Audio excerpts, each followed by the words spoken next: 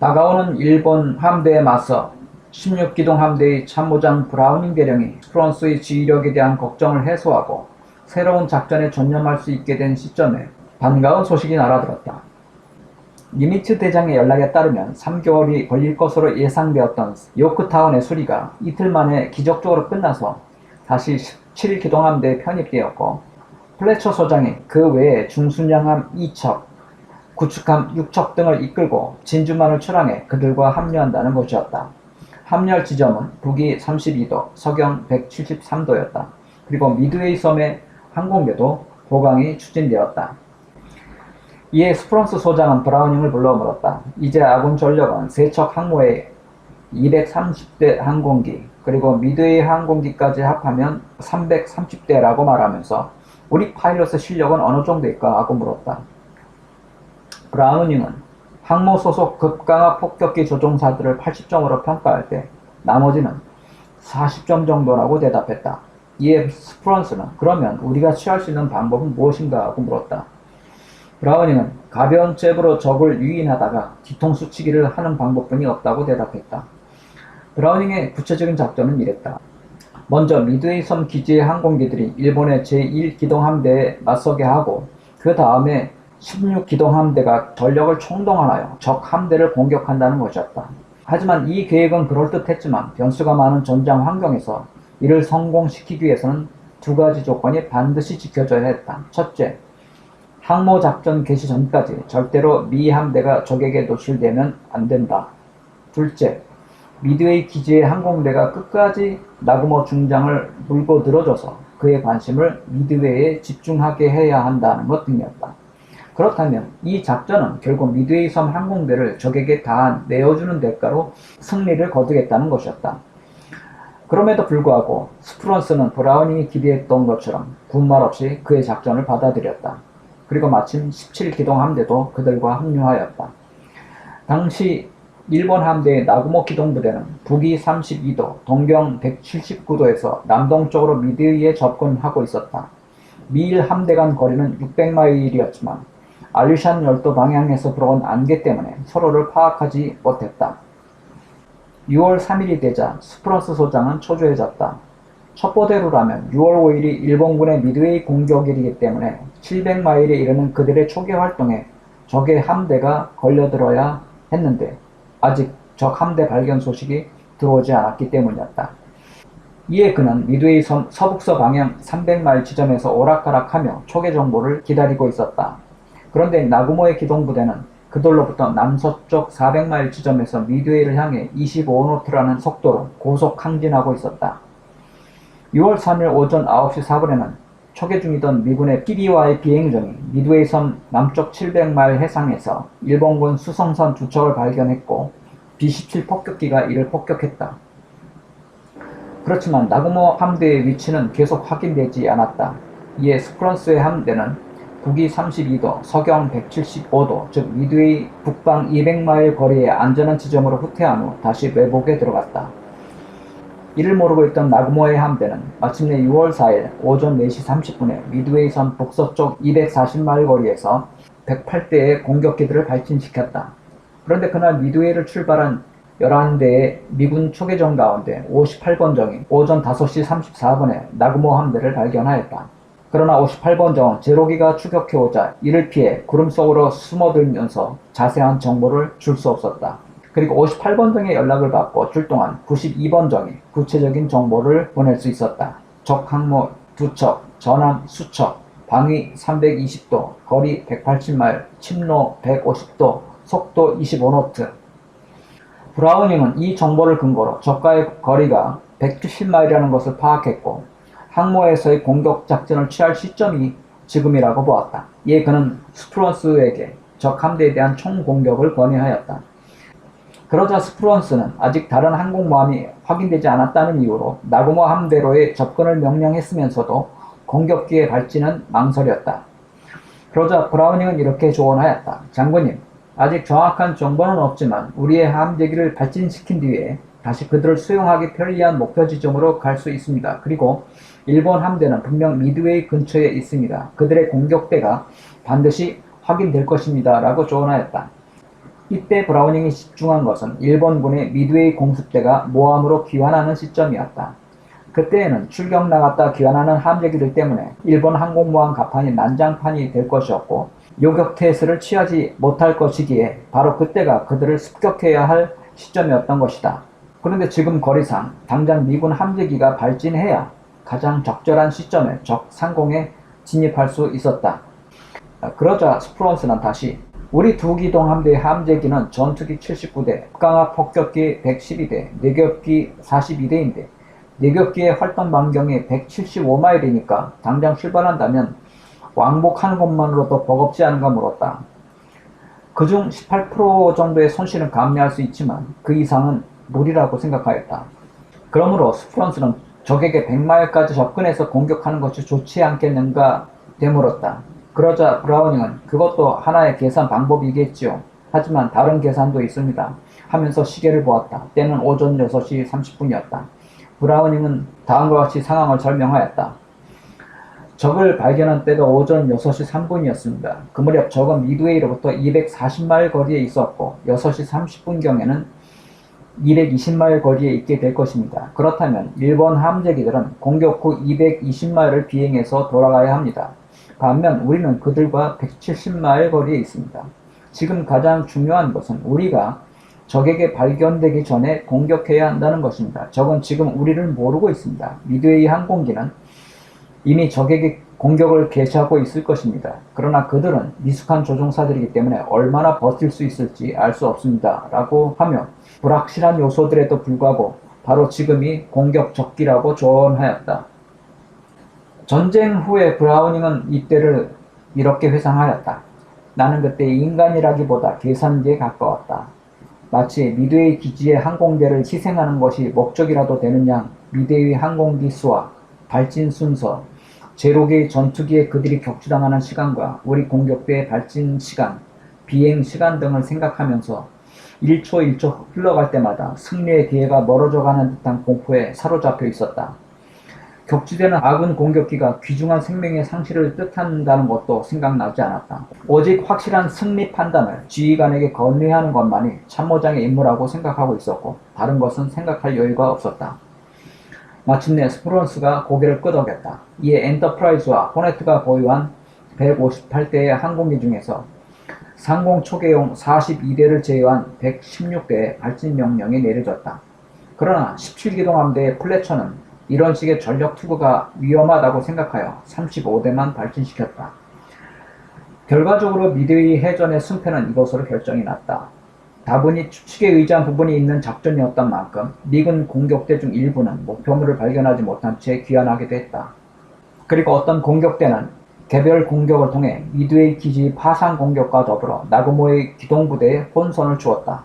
그래도 결국은 브라우닝의 예측대로 아직 미 함대의 존재를 알지 못했던 나고모의 함대는 미드웨이 1차 공격 후 재공격이 필요하다는 건의를 받아들여 섬 공략에 필요한 무장을 장착하도록 지시함으로써 미군 함대가 발견된 후 무장을 다시 바꿔야 했으며 미드웨이 공격 후 돌아간 일본 함재기들을 수용하기 위해 미 함대에 대한 공격대 발진을 미루어야 했다. 물론 나고모 제독의 한 참모는 100여 대의 공격기들을 포기하는 한이 있더라도 당장 미 함대를 향해 공격기를 발진시켜야 한다고 조언했었다. 그러나 나고모는 그것이 감당하기 어려운 수준의 피해라고 생각했다. 결국 1차 공격대의 착함을 정리하고 그들의 공격대를 발진시키려 했지만 그때는 이미 늦은 뒤였다.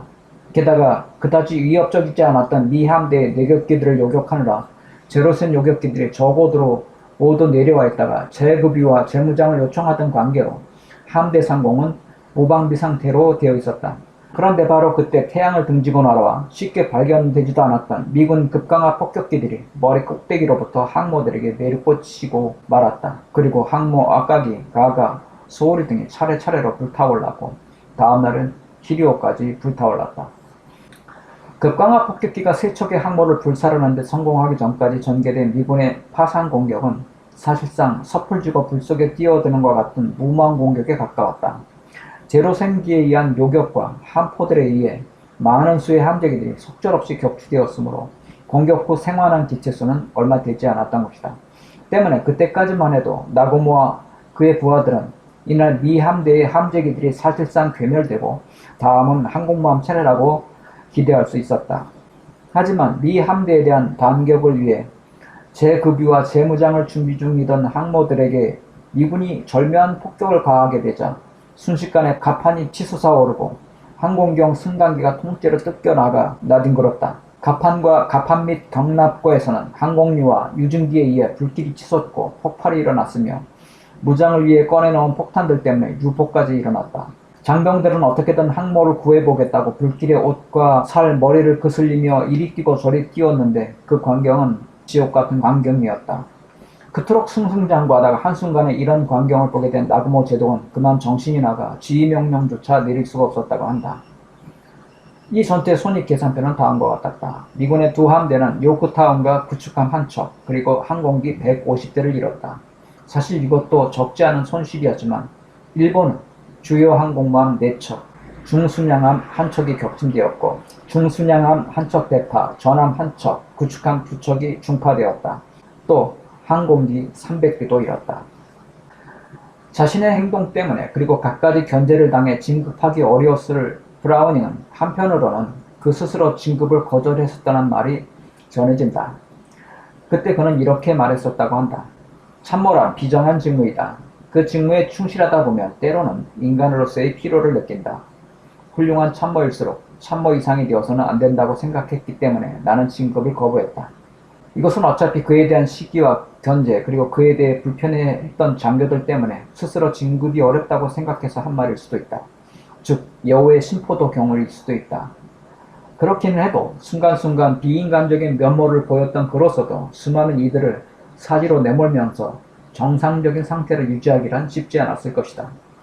어떤 사람들은 미드웨이 해전에서 미군의 성공이 브라우닝의 작전보다는 운이 많이 따랐다고 주장하는 경우도 있다. 하지만 설령 그것이 운이었다고 해도 어느 정도의 확률 계산 없이 이루어진 것은 아니었다는 점에서 여전히 그의 작전이 좋게 평가받을 몫은 남아있을 것이다. 그래도 그의 작전 실행 방식에 대한 불만도 적지 않았다. 먼저 공격대로 갔던 미군 항공기들이 귀환하던 중에 용서 못할 통신 실패가 있었다. 이것은 참모장인 브라우닝의 책임이 큰 것이었다고 한다.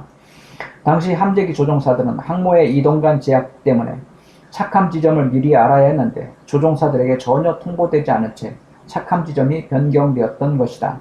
이로 인해 수많은 인명과 항공기 손실이 발생했고 이후의 작전에서는 그들 간의 긴밀한 유대감이 약화되었다고 한다.